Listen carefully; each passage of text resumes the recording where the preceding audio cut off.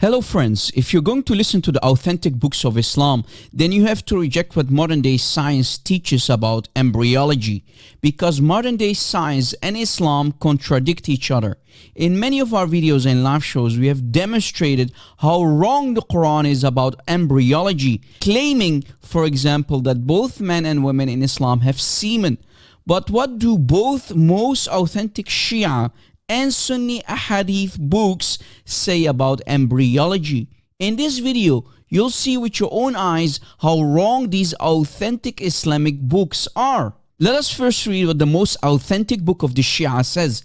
Al-Kafi by Al-Kulayni, volume 6, book number 1, chapter 6, in hadith number 4 we can read, "The womb opens its door and the seed reaches the womb, then turns back and forth for 40 days. Then it becomes a clot, then an embryo in 40 days, then a piece of flesh in which veins spread like a net." That's not what science teaches, because modern day embryology refutes that, and here is why.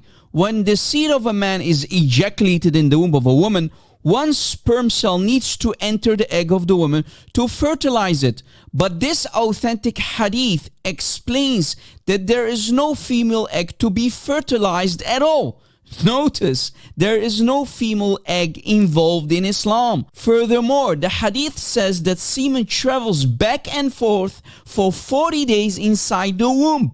Man! That's total nonsense, because modern day science teaches that sperm can only survive in the uterus of a woman for a maximum of 5 days, because a female body will eventually get rid of the foreign sperm cells. What a blunder. Then this hadith says that this drop of semen, which is called nutfa in the Arabic language, becomes an alaqa, i.e. a blood clot, which is frozen dead blood. So in other words, at this very stage, you are dead inside your mother's womb. Yes, you heard it correctly. You are dead.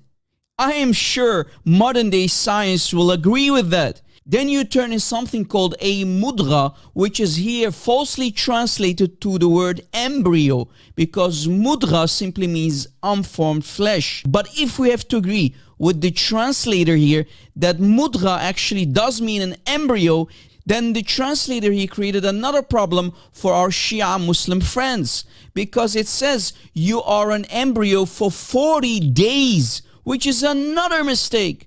Because modern day embryology explains that at the end of the 10th week, you are not an embryo anymore, and not 40 days as this authentic Shia hadith says.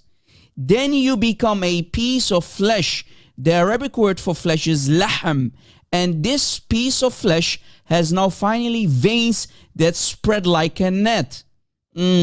Okay, lol. And I really want to spare you what the angels will do to the woman's mouth. But, I mean, you get the idea. Now let's go and see what a Sunni hadith like Sahih Muslim says. In Sahih Muslim 2644, we can read, Allah's messenger that he said, when the drop of semen, i.e. nutfa, remains in the womb for 40 or 45 nights. Wait a second. So both the authentic Sunni and Shia hadiths are wrong? And why is Muhammad in this hadith not giving us the exact number of days? Is he taking a wild guess here? What do you mean with 40 or 45 nights? Wow! Make up your mind, Muhammad. What a disaster for our Sunni friends. And again, as I explained earlier, semen can only survive in the female body for a maximum of 5 days. So as you see, both sects of Islam are completely wrong about embryology. Shia or Sunni Islam, it doesn't matter. Share this video on social media and stay away from Islam.